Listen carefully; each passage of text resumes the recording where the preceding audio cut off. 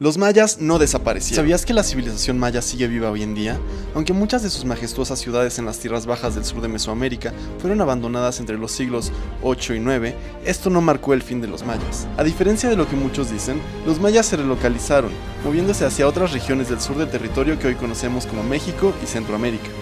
Esto dio origen a grupos mayas como los celtales, los tzotziles, los chontales y muchos más. Cada uno de estos grupos ha preservado y adaptado su rica herencia cultural a través de los siglos, evolucionando, modificándola.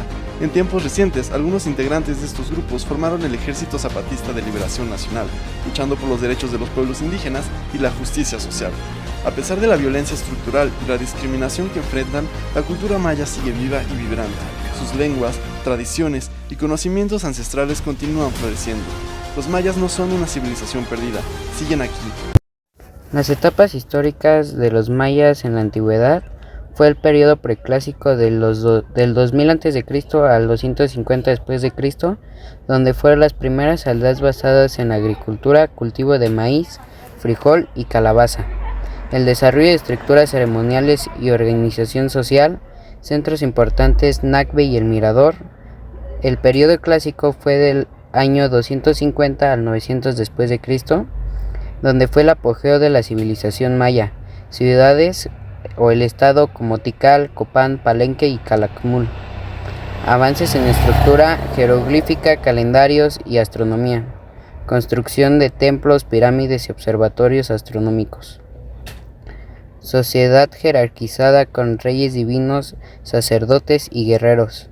El periodo posclásico, que fue del 900 al 1524 después de Cristo, fue el declive de ciudades del sur por guerras, sequías y sobreexplotación de recursos.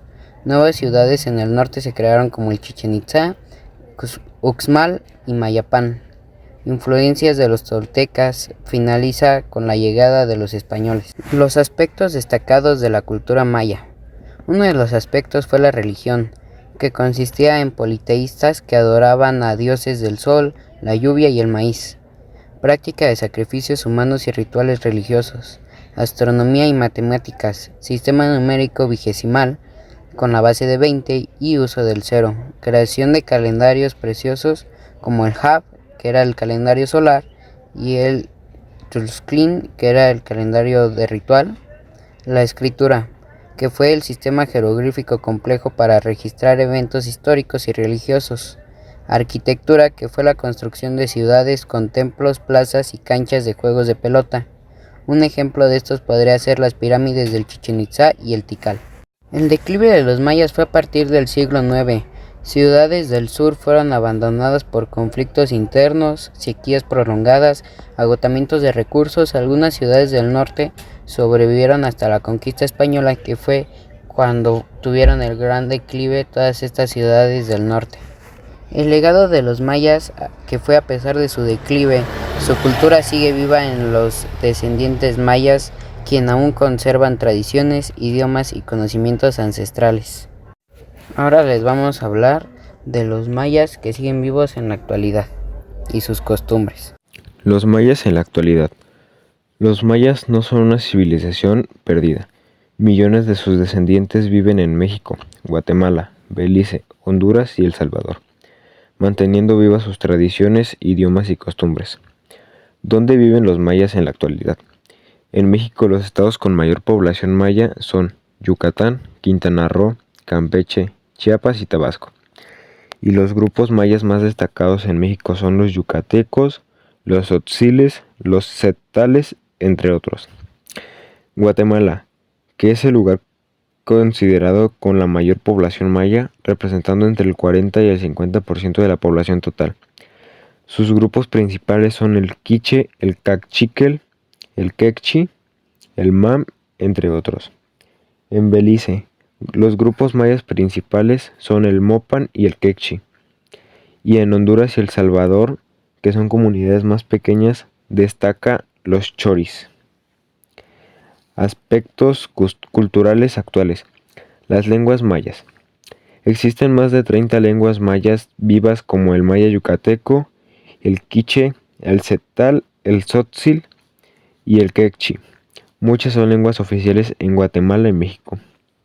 La religión y espiritualidad de los mayas es una mezcla de creencias mayas tradicionales con el cristianismo, y algunos mayas aún realizan rituales en cenotes, montañas y sitios sagrados para honrar a la naturaleza y sus ancestros. Su vestimenta tradicional es el uso de huipiles, que son blusas bordadas y faldas, y otras prendas que varían según la región. Su economía y agricultura.